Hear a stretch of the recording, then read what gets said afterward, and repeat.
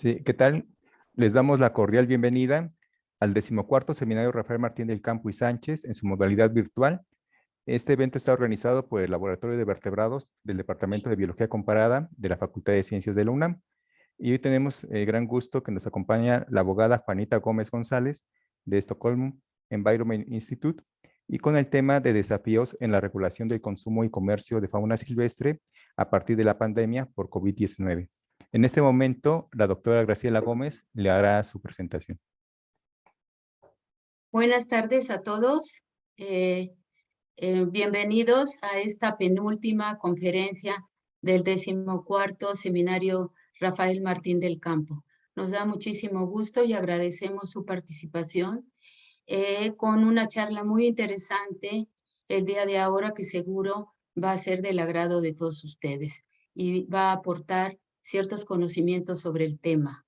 La licenciada Juanita Gómez es abogado con especialización en Derecho del Medio Ambiente y actualmente cursa una maestría en Gerencia para el Desarrollo. Juanita ha investigado sobre las normas de uso y comercio de fauna silvestre en Colombia, Guyana y otros países de Latinoamérica. Trabajó en el Centro para la Investigación Forestal Internacional, CIFOR, en un proyecto de uso sostenible de carne de monte en la Amazonia colombiana y en el Programa de Uso Sostenible de Fauna Silvestre, SWM, en la región de Rupununi, en Guyana. Actualmente trabaja para el Centro de Latinoamérica del Instituto de Ambiente de Estocolmo como gerente de operación y continúa realizando investigaciones sobre el uso de fauna silvestre. Su enfoque de investigación se ha basado principalmente en los vicios y oportunidades, en los vacíos y oportunidades existentes en los marcos legales para garantizar el uso sostenible de fauna silvestre por parte de las comunidades locales que dependen de este recurso. La plática de ahora consiste en que va a exponer el tema desafíos en la regulación del consumo y comercio de fauna silvestre a partir de la pandemia por COVID-19. Muchas gracias, licenciada Juanita Gómez. Estamos muy agradecidos por su presencia. Adelante, le cedo la palabra. Hola, buenas tardes. Muchísimas gracias por la invitación y muchas gracias a todos por conectarse. Bueno, como lo comentaba Graciela, pues yo trabajé en un proyecto de fauna silvestre por unos años con el Centro para la Investigación Forestal Internacional, CIFOR, y mucha de la información que hoy proporcionaré está basada en este proyecto. Actualmente, pues también desde el Instituto de Ambiente de Estocolmo continuamos trabajando en temas de fauna silvestre y pues estamos trabajando, como lo mencionaba, en un proyecto en Guyana. Entonces, bueno, también voy a traer, esta exposición estará un poco más enfocada en el contexto colombiano y en el contexto de Guyana, que es donde se basa más mi experiencia, pero pues también voy a traer ejemplos de datos y ejemplos de otros países del mundo y de Latinoamérica. Y también para contextualizar un poco sobre la información que voy a proporcionar hoy en el marco del proyecto que les comentaba con CIFOR, realizamos estudios, análisis de las cadenas de comercio de carne de monte en diferentes lugares de Colombia. Nos enfocamos mucho en la triple frontera amazónica de Colombia, Perú y Brasil, pero también en el marco de un proyecto que hicimos para CITES, realizamos una caracterización de las cadenas de carne de monte en las diferentes fronteras de Colombia.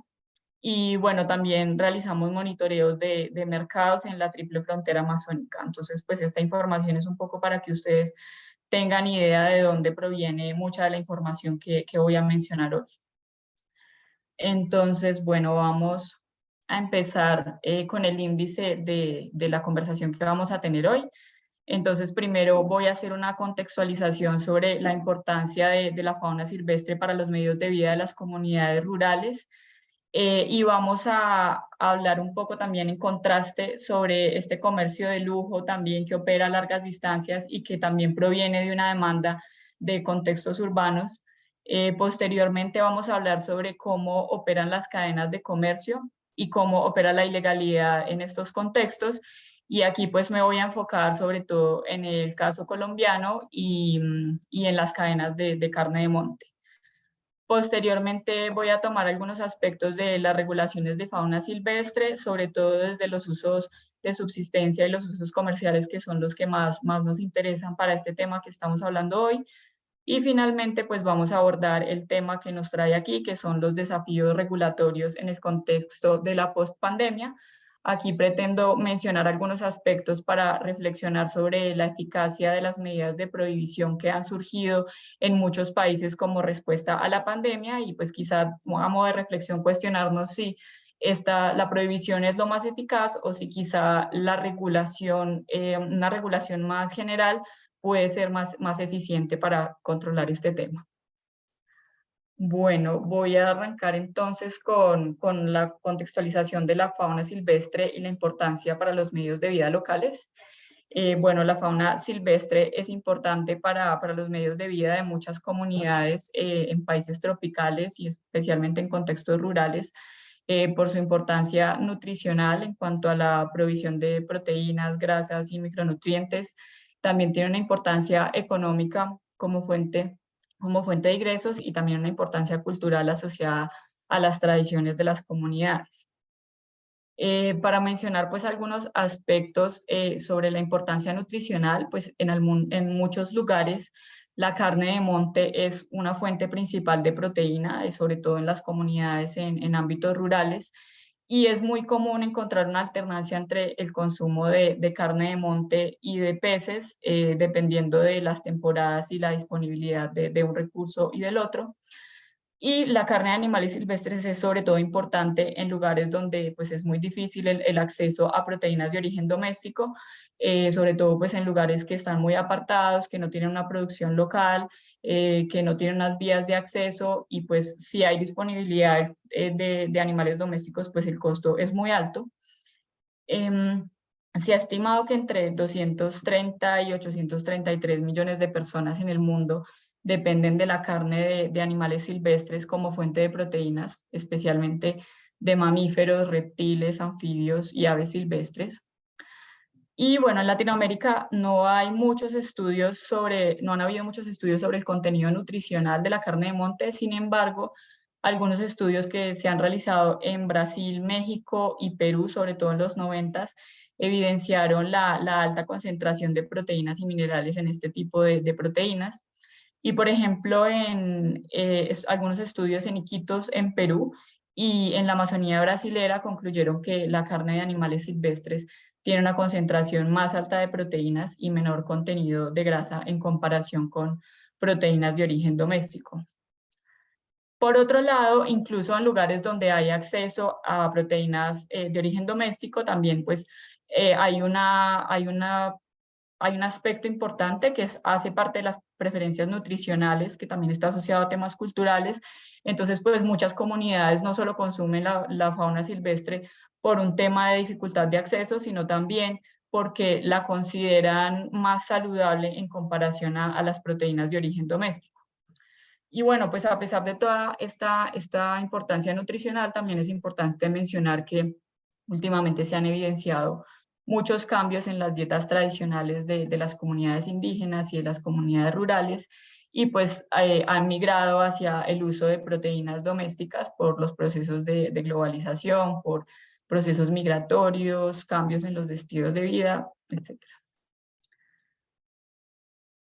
Bueno, en cuanto a la importancia económica, la fauna silvestre es una fuente de ingresos adicionales. En Colombia, en el estudio que realizamos, identificamos que la carne de monte constituye una fuente de ingresos para la compra de alimentos que no se producen localmente, también para la compra de productos básicos como jabón, detergente, útiles escolares, y también para comprar o adquirir otros elementos de cacería, como gasolina, cartuchos, baterías, y también en muchas ocasiones constituye un bien transable. Por ejemplo, en la Amazonía se ofrece carne de animales silvestres en las mingas, en compensación al trabajo en la chagra, que pues la chagra son los sistemas tradicionales de agricultura. Entonces pues muchas veces la gente se reúne, trabajan la chagra y como compensación se les ofrece carne de animales silvestres. Finalmente, la fauna silvestre también tiene una importancia cultural que muchas veces está asociada, por ejemplo, a los usos medicinales que se le atribuyen a la fauna. En muchas culturas pues se consume el animal entero o subproductos con fines medicinales. También existen muchas creencias espirituales, muchos tabús asociados a la fauna silvestre, asociados a la cacería y al consumo. Por ejemplo, en Guyana, en la región del Rupununi, cuando una persona tiene un hijo, se le imponen unas restricciones alimentarias y no puede consumir algunas especies hasta que el niño alcanza los 3 años. Y estas restricciones normalmente pues, se imponen a toda la familia. También la fauna silvestre pues tiene una importancia para fortalecer lazos sociales. Por ejemplo, la carne de monte se comparte con familiares y vecinos para fortalecer lazos de reciprocidad. Y también tiene una importancia en las celebraciones locales. Por ejemplo, en la Amazonía es común que se envíe carne de monte desde las zonas rurales a las zonas urbanas cuando hay celebraciones en las Malocas, celebraciones de las comunidades indígenas. Y también pasa que pues, es común que se incremente el consumo de ciertas especies en algunas festividades. Por ejemplo, en Colombia, en la región Caribe, es muy común el consumo de huevos de icotea en Semana Santa. De hecho, pues ha habido un problema en la sostenibilidad de esta especie por esta tradición cultural. Y bueno, así como la fauna silvestre es importante para los medios de vida locales, también hace parte de un negocio ilícito muy lucrativo y en contraste pues a todos estos usos más asociados a la subsistencia que veíamos anteriormente, también tenemos la realidad de un comercio que opera a largas distancias, que hace parte de cadenas criminales muy sofisticadas, que también proviene de una demanda de contextos urbanos y que a menudo se asocia a ciertos productos de lujo o productos exóticos que tienen un alto costo en el mercado. Un dato, pues el valor de tráfico de fauna silvestre se ha estimado entre 7 y 23 mil millones de dólares anuales, siendo el cuarto negocio ilícito más lucrativo después del tráfico de drogas, de armas y de personas. Estos mercados de lujo, de bienes exóticos, se identifican, por ejemplo, en el comercio de pieles, de marfil, de carnes que se consideran exóticas o productos medicinales exóticos que no hacen parte de los medios que no hacen parte de la subsistencia, como lo mencionábamos anteriormente, que tienen unos muy altos costos en el mercado y que a menudo provienen de especies en peligro.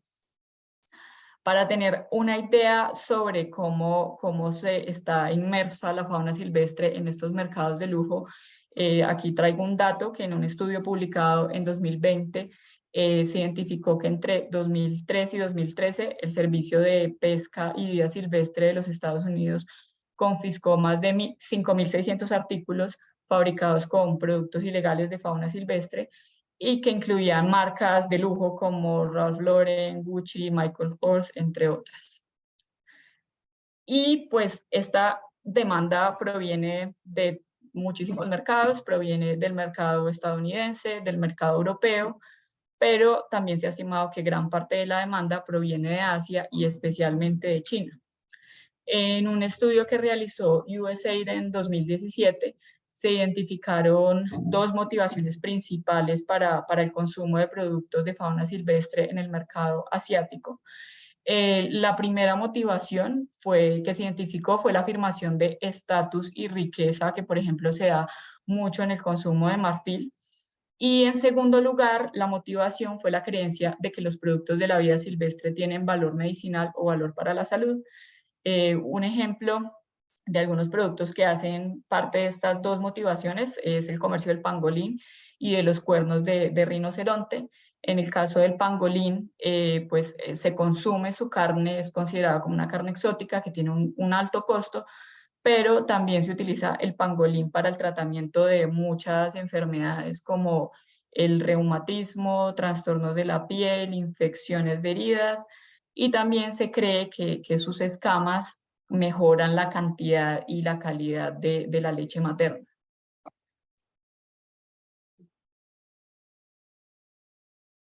Bueno, ahora vamos a ver cómo operan las cadenas de comercio. Y pues aquí en esta información me voy a basar en el proyecto que realizamos en Colombia, cómo operan las cadenas de comercio en Colombia y las fronteras de Colombia, y específicamente en cuanto al comercio de la carne de monte y no otros productos de la fauna. Entonces, bueno, en Colombia las cadenas de comercio están conformadas por cazadores, intermediarios, vendedores y consumidores. Para la gran mayoría de cazadores en Colombia, la cacería complementa otras actividades de subsistencia, no es realmente una fuente principal y es realizada principalmente con fines de autoconsumo, tanto para el cazador como para su familia. Y lo común es que después de consumir los productos de la cacería, solamente los excedentes se comercializan con familiares o clientes conocidos a nivel local. Sin embargo, en algunas zonas del país, como por ejemplo en Leticia, que es la principal ciudad en la Amazonía, existen algunos cazadores especializados y para ellos la cacería sí constituye su principal actividad económica y su principal fuente de sustento. Bueno, en cuanto a los intermediarios, pues en algunos municipios los intermediarios ejercen un rol muy importante en la cadena de comercio, sobre todo cuando la carne de monte se transporta desde las zonas rurales hacia las zonas urbanas. Sin embargo, también en otros municipios del país la intermediación es realmente muy escasa o inexistente y la carne de monte pasa directamente del cazador al consumidor final o al vendedor final en la plaza de mercado. Bueno, pues la carne de monte en las diferentes regiones de Colombia se vende principalmente en puestos ambulantes, en plazas de mercado y en restaurantes. Y en la mayoría de zonas del país, los vendedores diversifican el comercio de la carne de monte con otras carnes tradicionales, pues por ejemplo pescado. Y finalmente los consumidores adquieren los productos en la plaza de mercado para prepararlos en la casa o los consiguen directamente listos en los restaurantes. Bueno, ahora vamos a hablar vamos a mencionar algunas características sobre cómo opera la ilegalidad en estos contextos. Y un tema muy común es que se da un blanqueamiento del tráfico ilegal mediante usos que son legales. Entonces, pues, por ejemplo, una forma de hacer esto es que se instrumentalizan a los indígenas mediante la cacería de subsistencia. Entonces se hace pasar la cacería de subsistencia por un vacío legal que vamos a mencionar más adelante, la cacería comercial como cacería de subsistencia, perdón. Y también otra forma en que opera este blanqueamiento es a través de los zoocriaderos que operan legalmente. Entonces, por ejemplo, se da una extracción ilícita del medio silvestre y se hace pasar el espécimen como si fuera proveniente de un zoocriadero legalmente constituido. Otra característica es el uso de medios digitales como Facebook y WhatsApp. Lo que veíamos pues en el contexto colombiano es que muchas veces los cazadores avisan por mensaje de texto, por ejemplo, sobre la disponibilidad de fauna silvestre cuando ya han cazado. Y en Asia, por ejemplo, es muy común el uso de Facebook para el tráfico ilegal de fauna. Otro tema que quiero resaltar es que pues normalmente pensamos que esto se da en contextos rurales muy aislados, sobre todo pues en el contexto latinoamericano, y pues realmente es muy común ver este comercio en diferentes lugares en Colombia, por ejemplo, en las plazas de mercado de Barranquilla, que es una ciudad principal, e incluso en las plazas de mercado de Bogotá, es muy común encontrar fauna silvestre. En Bogotá, por ejemplo, al menos en 3 plazas de mercado se podía encontrar carne de monte. Yo creo que eso de pronto ha cambiado con el aumento en los controles que ha habido a partir de la pandemia, pero pues sí es posible incluso verlo en Bogotá. Bogotá pues además es un centro de acopio porque llegan especímenes de todas partes del país para ser comercializados hacia otras zonas o para ser llevados al exterior, donde pues se pagan altos precios. Y siendo incluso pues Colombia un país mega diverso, también recibimos comercio ilícito, recibimos especies exóticas y pues quería acá mencionar un caso que ha tenido cierta relevancia últimamente y es el tráfico ilícito del ajolote mexicano, que pues es común verlo en algunos establecimientos ilícitos de Bogotá y lo venden como para ser usado en peceras. Y bueno, ahora también pues quiero resaltar algo sobre cómo operan de forma diferente este comercio dependiendo de la presencia o fortaleza de las autoridades de control. Y en Colombia pues pudimos identificar lugares donde el comercio es muy abierto, se oferta directamente la fauna silvestre en plazas de mercado o en restaurantes, está pues a plena vista. Y aquí, por ejemplo, en esta foto, no sé si se alcanza a ver bien, pero es un restaurante y en el letrero dice comida típica sabanera y de monte. Entonces sí, hay lugares donde es muy abierto pese a la ilegalidad. Sin embargo, en otros lugares es mucho más clandestino, por ejemplo en Barranquilla, pues que es una ciudad principal que tiene un puerto importante y tiene mayor presencia de autoridades de control, es mucho más difícil identificar el comercio porque pues en la plaza de mercado no está a simple vista, hay que empezar a indagar y también hay muchas personas pues que cuando tuvimos la oportunidad de ir a Barranquilla, a esta plaza de mercado, muchas personas pues nos preguntaban que por qué estábamos haciendo esas preguntas, si éramos de las autoridades, entonces la gente está mucho más prevenida en estos contextos donde hay mayor presencia de autoridades.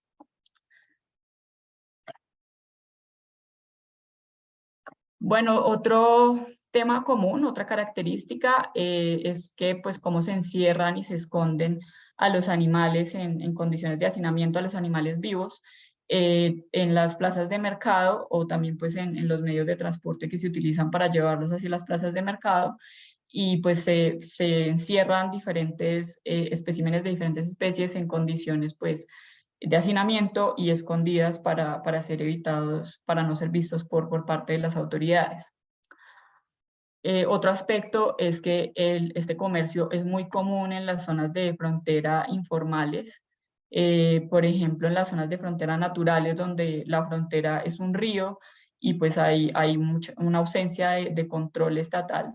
Se aprovecha también mucho la existencia de cierta flexibilidad normativa o menor presencia institucional para, por ejemplo, transportar los especímenes de ciertos países a otros donde hay más flexibilidad o menos control y de ahí pues son despachados a destinos internacionales. Y pues como les comentaba, hicimos mucho trabajo en la triple frontera amazónica de Perú, Colombia y Brasil y ahí se identificó un gran flujo de tráfico ilícito de fauna silvestre, tanto de especímenes vivos como de carne de monte y subproductos de fauna. Y este comercio pues también es muy facilitado por la corrupción de los funcionarios que están ubicados en las zonas de frontera.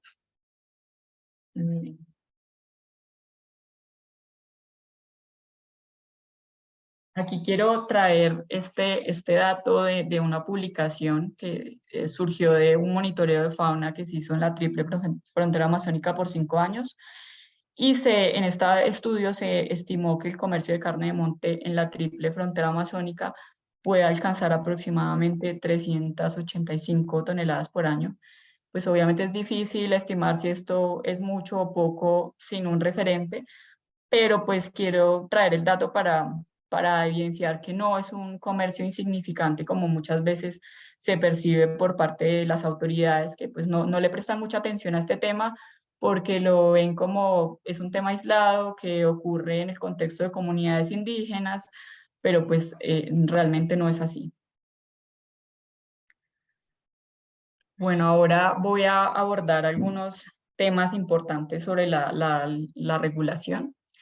Y bueno, en muchas legislaciones en el mundo se diferencian los tipos de cacería como cacería de subsistencia, comercial, deportiva, científica, dependiendo de los usos o del aprovechamiento que se le da a la fauna silvestre.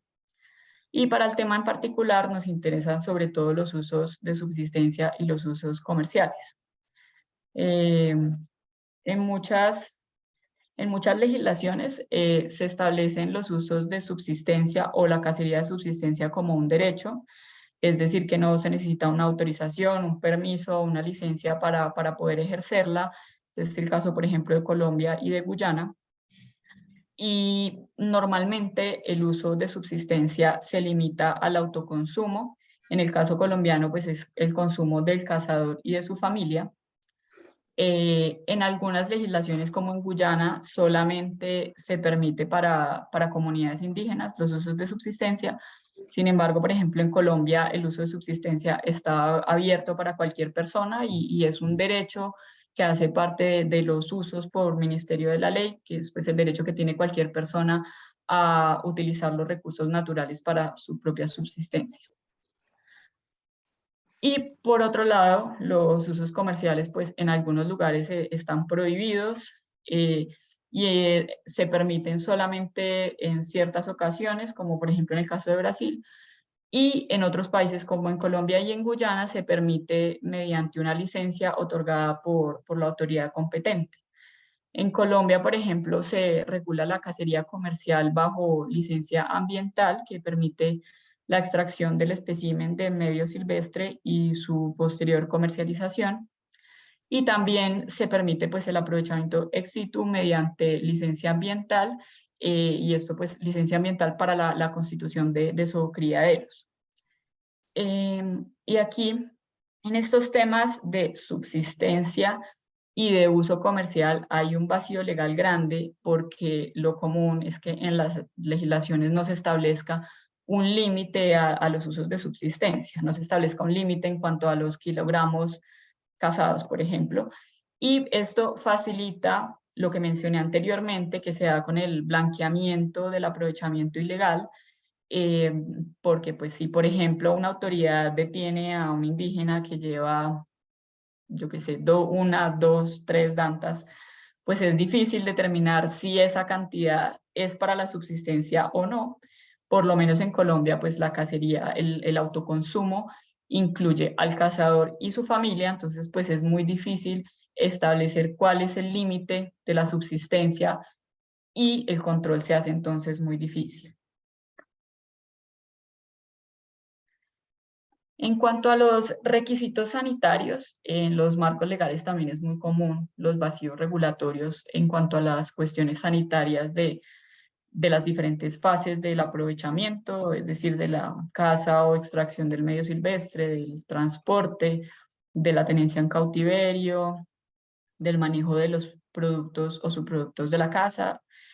Y en algunos marcos legales se regula el transporte y el cautiverio, por ejemplo en Guyana, pero se da desde una perspectiva únicamente de bienestar animal, y pues eso que claramente es muy importante, pero hay unos vacíos en cuanto a la existencia de requisitos sanitarios pensadas para el consumo humano y que pues en contraste vemos que existen y son muy detallados para los animales domésticos.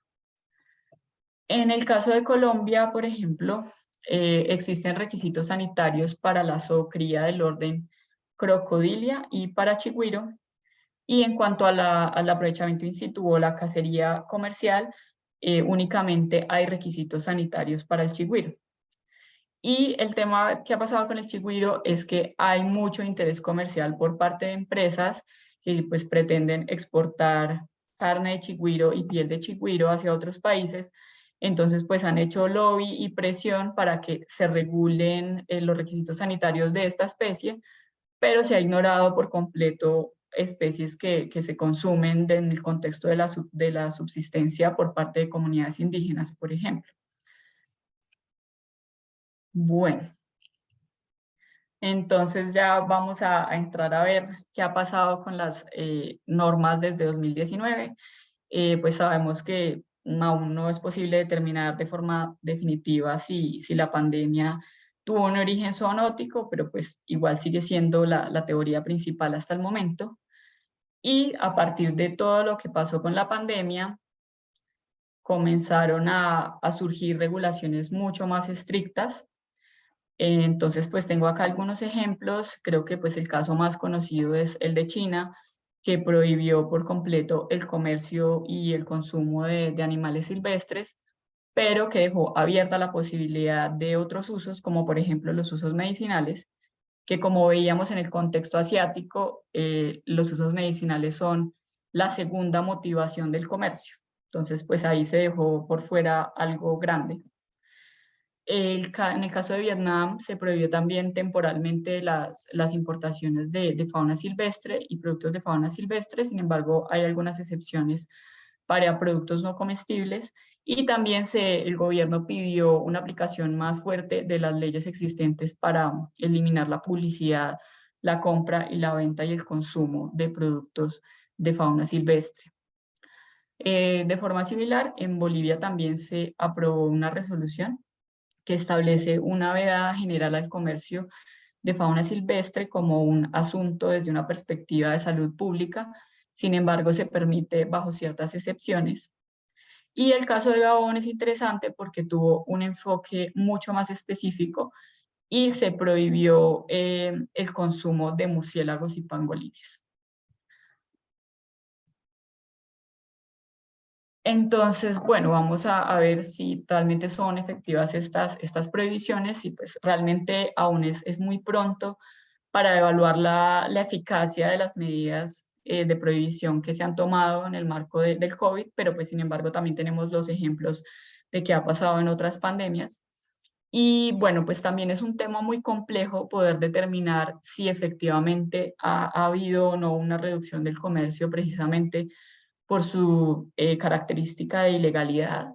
Y, por ejemplo, quizá la forma más evidente de tener cierta noción de las cantidades de comercio ilícito es a partir de los decomisos o las confiscaciones que se hacen por parte de las autoridades. Y aquí vemos en esta publicación, en el sureste asiático 2021, por ejemplo, ya se hablaba de que las cifras del comercio ilícito estaban retornando a niveles prepandémicos. Sin embargo, pues obviamente también se incrementaron los controles como medida frente al COVID. Entonces, pues también quizá el aumento en los decomisos, pues también es un resultado del incremento de los controles. Por otro lado, tenemos este ejemplo también que pues indica que un estudio que indica una reducción del consumo en aproximadamente el 30% en algunos países de Asia. Este estudio se realizó por medio de encuestas, pero pues tampoco podemos asumir que esto efectivamente se deba por las prohibiciones, porque pues también puede ser un tema de concientización acerca de todos los riesgos, por todo lo que pasó, porque pues la pandemia por el COVID sigue siendo algo reciente o quizá actual, pero pues el comercio el comercio y el consumo podría volver a sus niveles anteriores con el paso del tiempo. Y aquí quiero mostrar lo que ha pasado, pues algún ejemplo de lo que ha pasado en las prohibiciones anteriormente, porque pues si bien es muy pronto para determinar la eficacia de las medidas actualmente, pues sí tenemos ejemplos de qué ha pasado anteriormente. Y tenemos el ejemplo del caso del ébola, y pues que a pesar de todas las campañas de salud e higiene que se realizaron, de la prohibición temporal del comercio, el consumo realmente nunca se detuvo y pues se redujo temporalmente. Sin embargo volvió a incrementarse, y en algunos mercados de carne de animales silvestres seguían funcionando en algunos países de África Occidental, incluso en las fases más críticas del brote del ébola. Y pues una conclusión también es que mientras subsista la demanda, el comercio no va a desaparecer por las prohibiciones. El comercio se transforma, se encuentran otras formas de seguir operando, y de hecho algunos estudios apuntan a que el comercio de fauna silvestre se ha incrementado a través de redes sociales como Facebook en los países asiáticos después de la pandemia. Y acá pues también quiero hacer un comentario sobre el caso colombiano, lo que veíamos en el estudio que realizamos.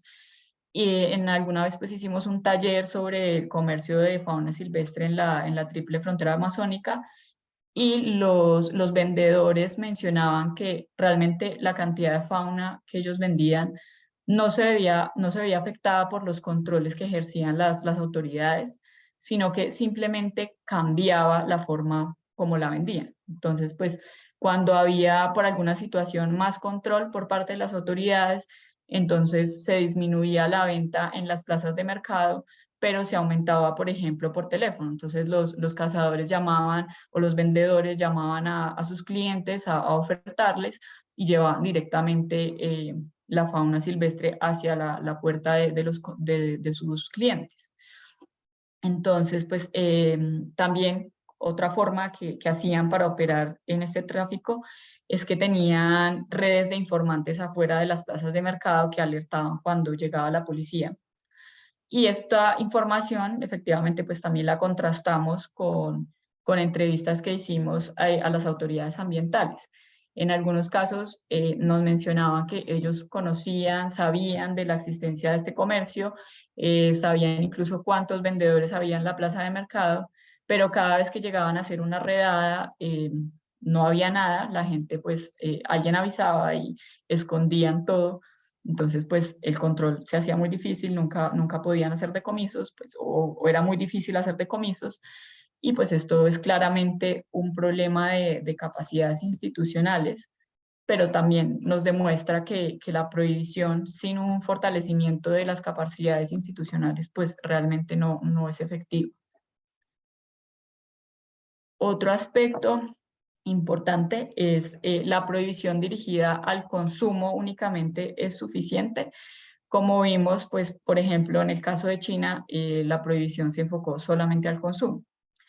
Sin embargo, se ha determinado que los contagios de animal a humano en virus como el SARS, el MERS, el ébola, no ocurren en la mayoría de los casos por el consumo directo de las especies, sino por el contagio el contacto con los productos de la fauna. Entonces, por ejemplo, el ébola se ha determinado que se contagia por el contacto con fluidos o secreciones corporales de un animal infectado, y de hecho se ha determinado que el virus se inactiva en condiciones de cocción normales.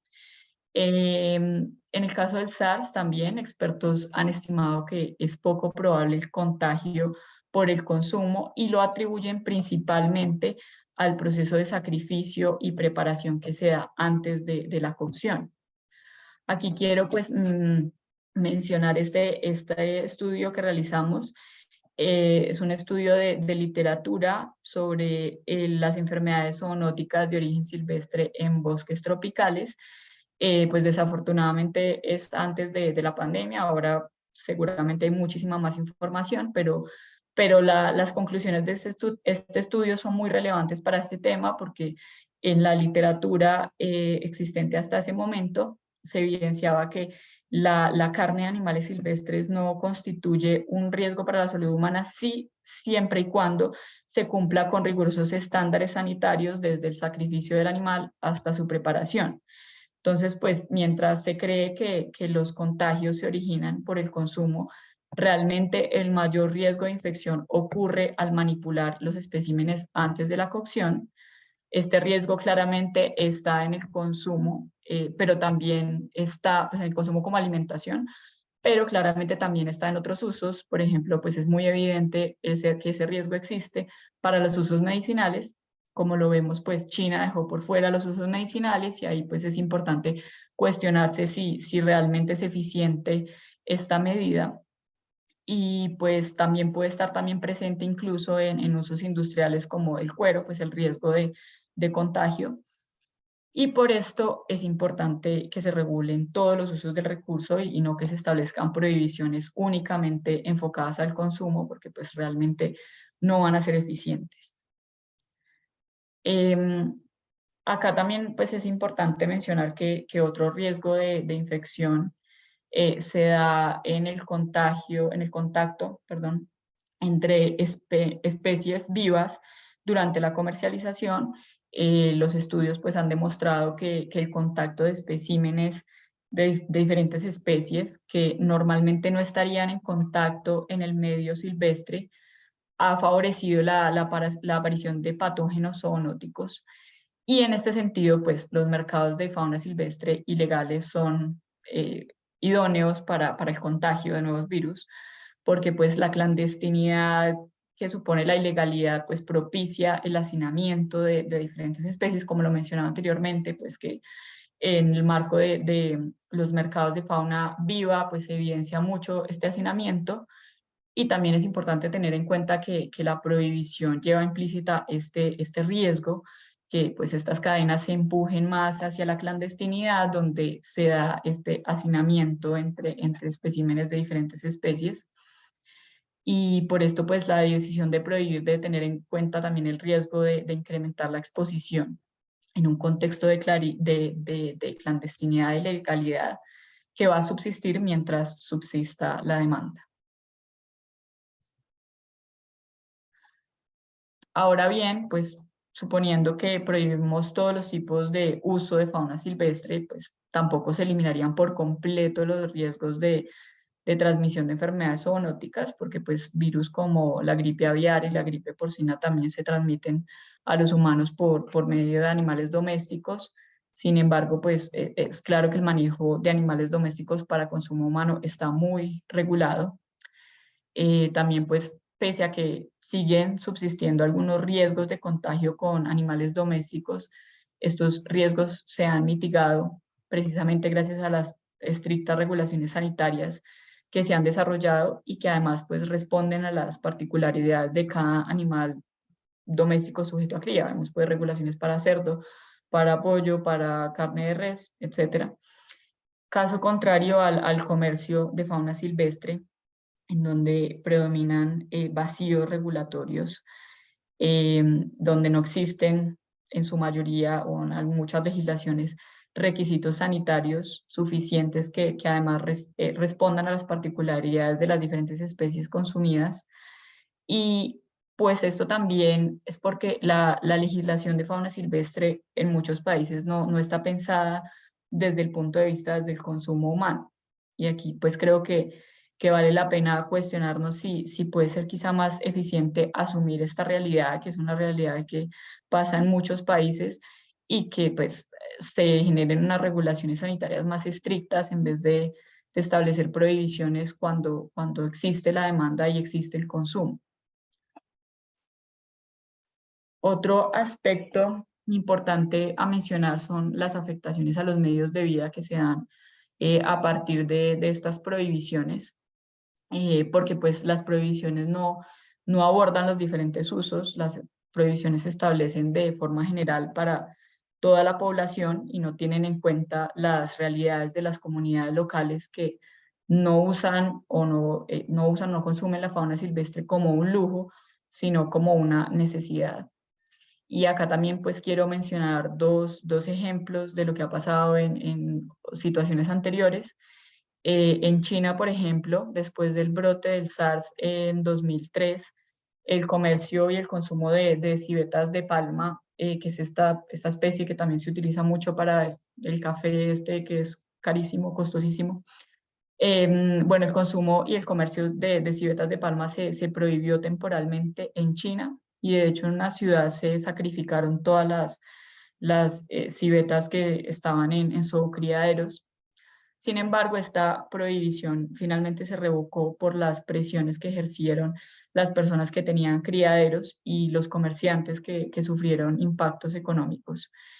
Y finalmente la cría de animales silvestres se reanudó e incluso fue promovida por funcionarios locales para la creación de empleo y la recuperación económica, que pues esto quizá pueda ser una situación que se repita ahora con el COVID. También de forma similar el brote del ébola de 2003 a 2016 tiene pues un caso similar y después se estableció una prohibición generalizada en África Occidental y esta prohibición privó a muchas comunidades locales de su principal fuente de proteína, y de hecho pues llevó el comercio a la clandestinidad, y los cazadores fueron finalmente los más afectados porque pues no se les ofreció ningún tipo de compensación. Y una vez se flexibilizaron otra vez las normas, las restricciones, la frecuencia de caza aumentó y el comercio se reanudó abiertamente.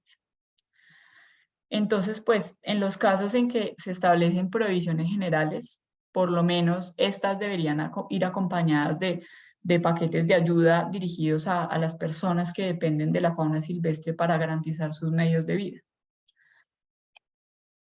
Y bueno, acá quiero abordar algunas reflexiones finales ya para ir terminando.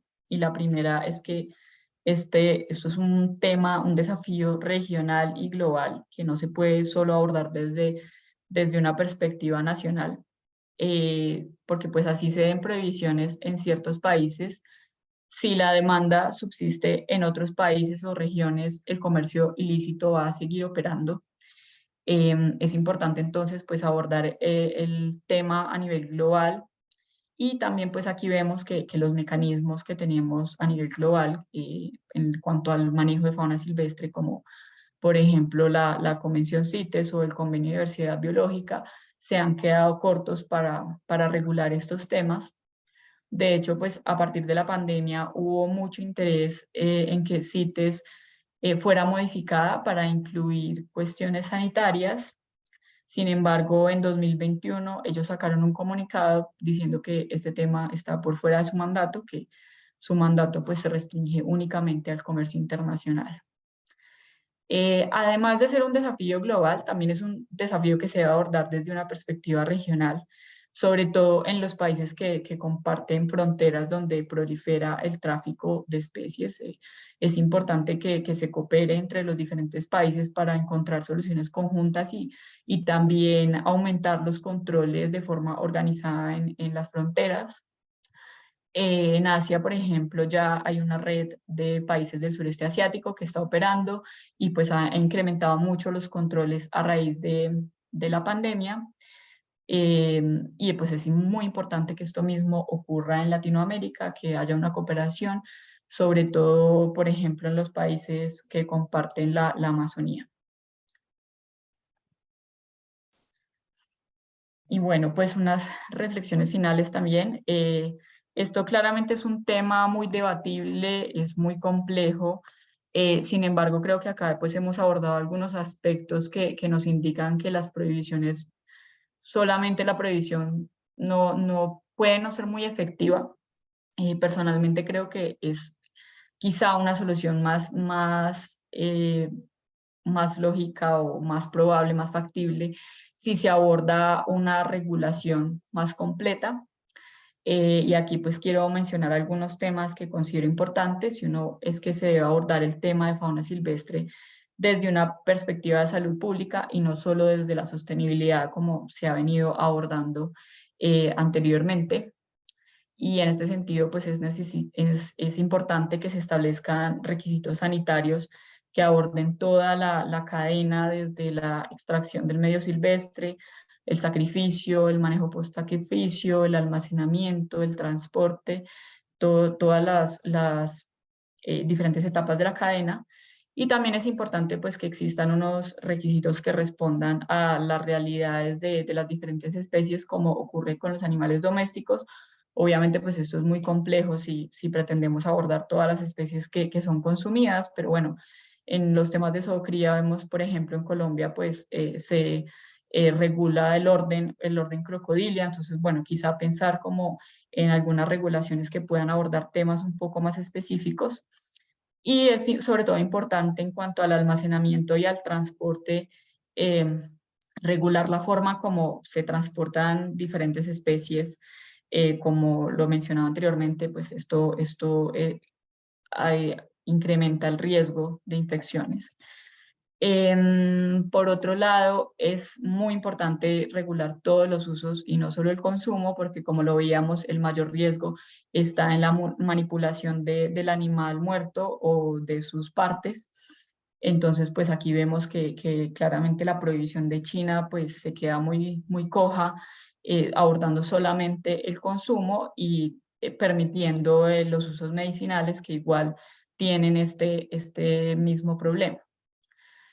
Por otro lado, se podría pensar en establecer prohibiciones específicas, así como desde la perspectiva de la sostenibilidad, pues regulamos de forma diferente algunas especies por su estatus de vulnerabilidad, pues es quizá una opción pensar en formular prohibiciones específicas también desde el punto de vista de los temas sanitarios. Pues un caso quizá el más evidente es el consumo de murciélagos, que pues por su capacidad inmunológica son reservorios de muchos virus. Y aquí vemos el caso de Gabón, por ejemplo, que prefirió prohibir el consumo de murciélagos específicamente. Quizá pues esto también es una respuesta más realista a pretender prohibir todo el consumo. Sin embargo, pues también algo importante es que cuando existan estas prohibiciones, estas vengan acompañadas de estrategias publicitarias, de campañas de educación que aborden el tema de la demanda, porque pues de nada nos sirve establecer prohibiciones si no abordamos la demanda. Finalmente, también es muy importante diferenciar los usos de subsistencia y los usos comerciales cuando se proponen estas restricciones. Importante pues tener en cuenta la importancia de la fauna silvestre para los medios de vida de muchas comunidades, y es importante pues en este caso, como lo mencionaba anteriormente, que si se va a establecer una prohibición se tenga en cuenta cómo afecta a ciertas comunidades y se den algunas medidas que puedan compensar esto, medios alternativos para la subsistencia. Y bueno, finalmente, y quizá lo más obvio, es que las regulaciones deben ir acompañadas de un mayor control para garantizar el cumplimiento de la ley, y pues este probablemente es el reto más grande. También pues vemos que los países megadiversos con bosques tropicales donde es común el comercio y el consumo de fauna silvestre, pues muchos tienen muchas debilidades institucionales, y acá pues es importante tener en cuenta que las prohibiciones o restricciones no van a ser efectivas si no vienen acompañadas de un mayor control. Y en este aspecto pues también es muy importante la cooperación entre los países. Y ya, eso es todo. Muchas gracias.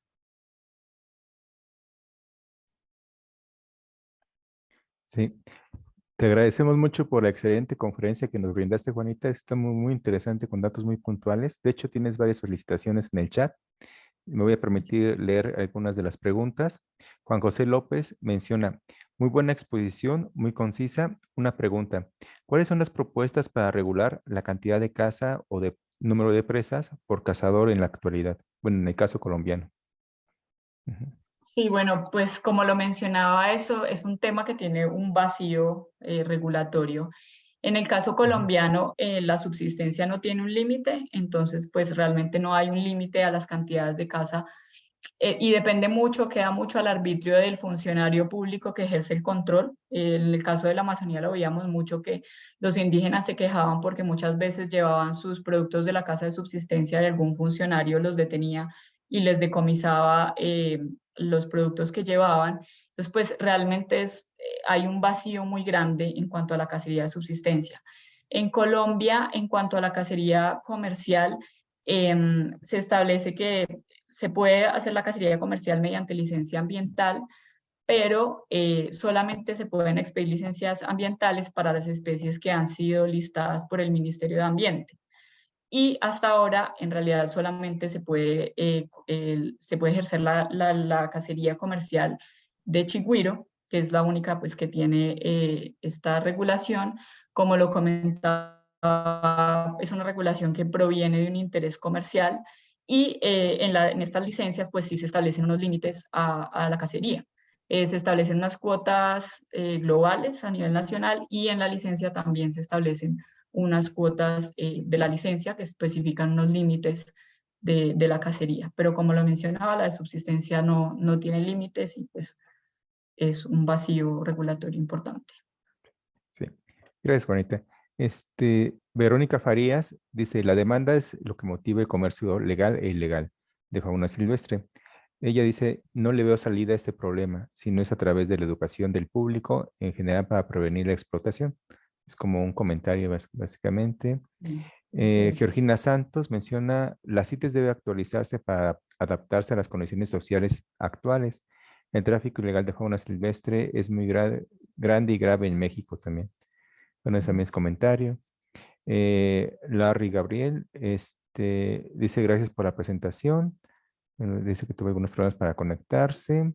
Dice que si podrías proporcionar algunos ejemplos de carne silvestre y cuál sería el reto mayor de promover este tipo de carne desde el punto de vista de sostenibilidad.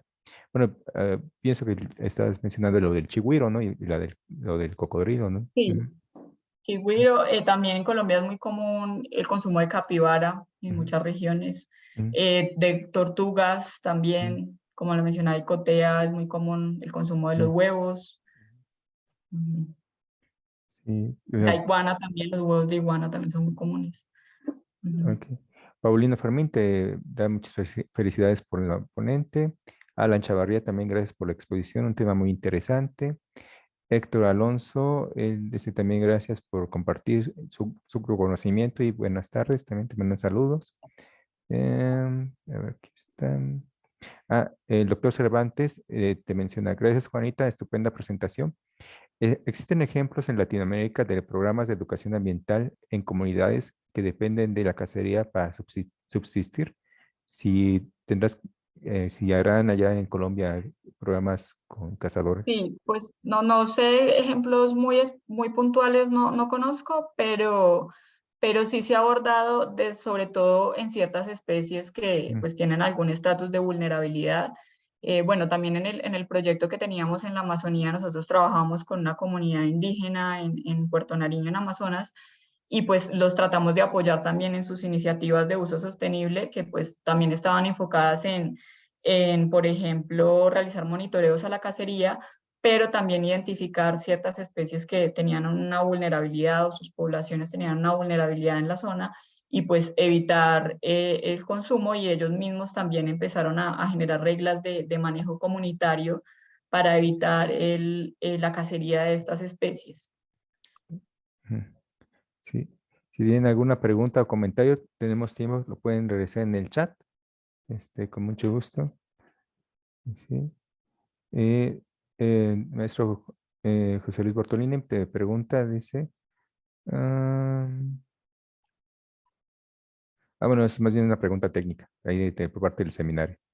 Y sí, sí, no te preocupes, de hecho, para quienes no lograron entrar a tiempo a la presentación, la, ya se está grabando justamente y se va a también compartir por Facebook. Sí, sí tienen así. De hecho, en este momento, si tienen alguna pregunta, algún comentario para nuestra invitada. Y sí. De hecho, bueno, yo sí tengo una pregunta, Juanita. Nos preguntaste, ¿no? Que detectaron la presencia del ajolote, ¿no? Comercializado en algunos mercados así, pero como mascota, ¿no? Sí. ¿Tú sabes si era la variedad albina o es la variable, no sé, la que es el morfo completamente negrito? No sé, pues yo vi unas imágenes y parecía Mm, la variedad albina, pero realmente no mm, sé qué especie, pero puedo buscar esa información porque sí ujú, me llamó mucho la atención que lo vendían sí para mascotas claro, y lo comercializaban como adquiere tu propio dragón, algo así, como que sí era muy, ya. sí me causó mucha, Sí, sí. sí, porque en México está muy regulado. Nada más que, como ejemplo, los albinos los llegan a comercializar, pero sí, bajo ciertas reglas, porque como son criados en cautiverio, pero los que son, digamos, silvestres, de hecho, es una especie que en México la tenemos muy, pues está en peligro de extinción. De hecho, sí, y ha habido, Sí, sí, mucha gente trabajando con el ajolote. Ah, sí, y aquí, de hecho en Colombia mm, para comercializar un espécimen que incluso venga de un zoocriadero legal, pues mm, se necesita una licencia ambiental para introducirlo a Colombia como especie exótica. claro. Entonces, pues realmente esos que se encuentran en estos lugares, pues probablemente todos son ilegales porque no dudo que realmente alguien tenga una licencia ambiental para De comercializarlos. comercio. Ok. Ujú. Sí. Verónica Farías dice que ella tuvo la oportunidad de visitar Puerto Nariño en el Ah, sí. 2002 y dice que pudo ver cómo cargaban una pierna de tapir recién casado. y también un pescado amazónico de 1,5 metros. El Pirarucú, Exacto, y dice sí, que se impresionó mucho, ¿no? Dice que es un pueblo muy organizado, ¿no? Y educado, ¿sí? Y sí. es como un comentario, básicamente.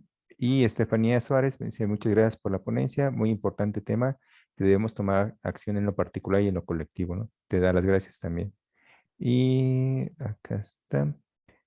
El doctor Cervantes también dice, ¿se sabe si el comercio ilegal de fauna silvestre colombiana es más intenso hacia Estados Unidos o directamente a Europa? ¿Sabrán las rutas de... Sé que existe Mm, comercio hacia ambos mercados, pero no, mm, no sé si hay mayor intensidad, no, mm, no sé, realmente habría que ver los decomisos. mm, Pero sí, de hecho, recientemente hubo una incautación muy grande de ranas que se iban a comercializar a ambos lugares, hacia mm, Estados Unidos y hacia Europa, que ujú, se estaban escondiendo en unas cámaras. Entonces sí, sé que hay hacia ambos mercados, pero no, no sé la intensidad. ok, sí. Juanita, por ejemplo, aquí en México, bueno, tenemos una serie también de normas, y leyes también ambientales. Por ejemplo, allá en Colombia, cuando decomisan un cargamento antes de que salga, digamos, de Colombia, esos animales los canalizan. Aquí en México tenemos los CIPS y bueno, ahí canalizan justamente Profepa los animales, ¿no? Ahí o en ocasiones los llega a canalizar también a los zoológicos, ¿no? Como resguardo. En su caso, en Colombia, ¿qué pasa, por ejemplo, cuando llegan a ser decomisados animales antes de que se vayan animales ilegales, claro? ¿Qué pasa con esos animales? Sí, bueno, también esto, hay unas corporaciones autónomas regionales que son las entes de control a nivel regional y Ujú, pues ellos algunos tienen convenios con zoológicos, ujú, como estos parques de fauna. ujú, En algunas ocasiones, pues si el espécimen no puede ser retornado al medio ujú. silvestre, pues se lleva a estos lugares, pero pues también tristemente tengo conocimiento de algunos casos en que se mata al espécimen cuando no hay forma de, De cómo si no hay como, sí, rehabilitarlo, algunos ¿no? casos han habido ocasiones en que se ha llegado a eso. Ujú. Claro. Sí, es que el tema es muy complicado, muy, muy fuerte. Sí. Dice Rebeca, dice, en el caso de especies acuáticas, dice, en el caso de pirañas que se venden en los mercados. Ah, bueno, dice que aquí en México se venden pirañas en la Ciudad de México, ¿no? Ah, que dice, bueno, pero yo creo que aquí, en nuestra invitada Rebeca, es que viene de Colombia. Y sí, Ujú. es que dice que las pirañas que venden en la Ciudad de México sí tienen registro de exportaciones, pero pues creo que es algo más bien local de aquí en nuestro país. Sí hay pirañas, o sea, que llegan a vender, pero no sabemos si son de criaderos, como que ahí. Sí. Ya. Ujú. Sí. Bueno, dice Adriana, dice, yo trabajo con ajolote y algunos de los que se comercializan son de PIMS, que tienen permisos o no son de la variedad del ajolote que está en peligro. Dice, según yo, existe un programa en México para sitios que tienen permiso de reproducción y venta de especie en peligro para evitar la caza furtiva, ¿no? Bueno, hay entonces que trabajan en un PIMS. Sí, Sí. es que digo que el ajolote se ha reproducido bien en cautiverio. La mayor amenaza que tenemos aquí en el ajolote mexicano es que Xochimilco, los canales de Xochimilco justamente están muy contaminados, ¿no? Ujú. Y entonces, o sea, se reproduce bien en cautiverio, pero el problema es restaurar su ecosistema, ¿no? Que está afectado, ¿no? Sí, Claro. sí, Ujú. dice Rebeca que vienen de Sudamérica. ¿Tú sabrás de esa cuestión de exportación de pirañas de Colombia, si acaso, Sudamérica hacia México? No, eso O sí sea, no, no ujú, tengo información, pero ujú, supongo que sí, me imagino que probablemente de la Amazonía salen ujú, muchas pirañas, ujú. sí, es probable. Sí. Joaquín Cifuentes dice, ponencia muy completa. Muchas gracias. Brinda ideas de mejorar regulaciones y apoyos para uso apropiado de los recursos. Bueno, Joaquín menciona sobre hongos comestibles, medicinales, recreativos, donde el mayor riesgo son las intoxicaciones, que a veces lleva también a prohibiciones totales, ¿no? Bueno, es que al hablar de fauna silvestre, te podemos extenderlo más bien a vida silvestre, ¿no? Por ejemplo, Claro. plantas, hongos, animales, ¿no? Al final del día, pues sí se tienen que regular, aunque también, como bien lo decía Juanita, hay un uso local, ¿no? O sea, hay un uso tradicional, ¿no? Que con todos nuestros pueblos, Colombia también al ser un país megadiverso, también es un país megacultural, ¿no? Entonces, esto sí, compartimos como ejemplo aquí también con nuestro país, o sea, diferentes formas de ver el mundo, ¿no? O sea, cosmovisiones que tienen nuestros pueblos originarios, ¿no? Y sí, ¿alguna pregunta en particular del tema que está abordando esta Juanita? Y sí, creo que ya no hay más preguntas. Y sí, bueno, creo que están así. Ujú. Bueno, de los del grupo de laboratorio, sí, perfecto, que todo está muy claro. Que muchas gracias por la presentación. Perfecto, muy bien. Pues te agradecemos mucho, Juanita, por esta tan excelente conferencia. Nos agradó mucho. De hecho, esperamos contar nuevamente con tu apoyo y colaboración en futuros eventos. Sería muy grato volver a encontrarnos. Y y de hecho, esta es nuestra penúltima conferencia. Todavía no te desconectes, Juanita. Y los queremos invitar para el martes 25 de octubre con nuestra última conferencia de este ciclo. De este ciclo nos va a acompañar el doctor Gerardo Susan Aspiri de la Facultad de Medicina Veterinaria y Zootecnia de la UNAM. Y él va a tratar el tema de medicina de la conservación y los desafíos en el manejo de fauna silvestres después de la pandemia por COVID-19.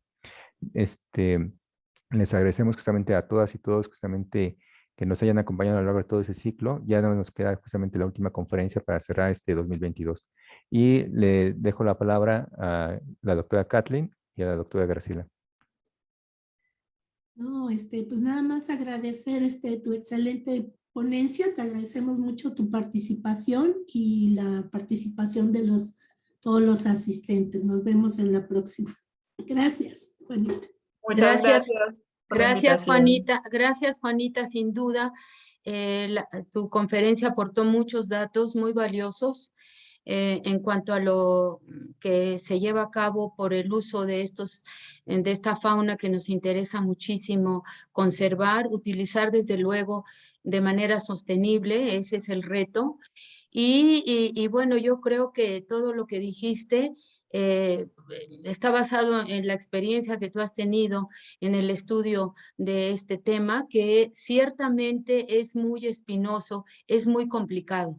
Es muy complicado. Los que hemos estudiado el comercio de fauna nos damos cuenta de que persiste de manera sostenible, digo sostenible porque no hay nada que lo evite hasta ahora, por lo menos en nuestro país, dadas las medidas que el gobierno ha dado a través de sus instituciones, y no es posible lo que nosotros queremos, que es pues lograr el uso sustentable de estos animales, ¿no? Entonces, vemos que la problemática en toda Latinoamérica por lo menos es la misma, la compartimos, y bueno, pues vamos a hacer lo posible por seguir aportando en este sentido y dando propuestas para que pues los gobiernos, que son los que tienen que tomar en cuenta estas cuestiones para restringir el comercio y regularlo, que es lo que nos interesa,